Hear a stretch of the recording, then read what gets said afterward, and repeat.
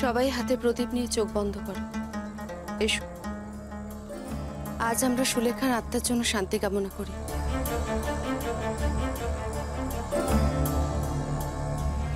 সৌরজা আছে, আমাদের মধ্যেই আছে, মন থেকে খুঁজলেই তাকে পাওয়া যাবে।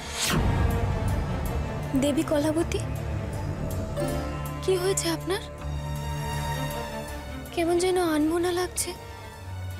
দেবী কলাবতী, হাতে প্রদীপ তুলে নিন।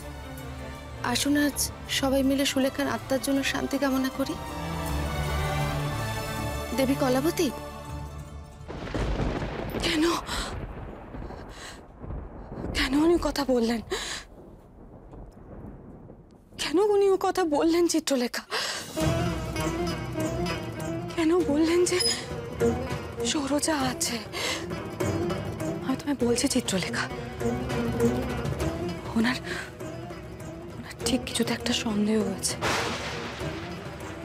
চিলের চোখ ওনার, কিছু একটা উনি ঠিক দেখেছেন। আপনি মিথ্যেই ভয় পাচ্ছেন দেবী।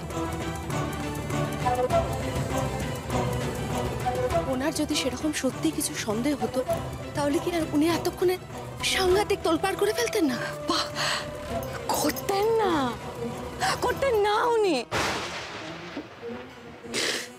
চিত্রলেখা, তুমি যেটা ভাববে সেটা উনি কখনো করবেন না।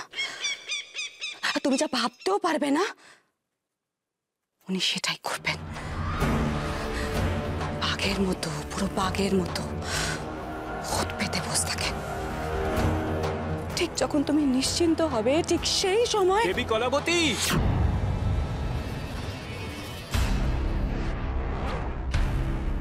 দেবসেবক নৈরিতের গলা না?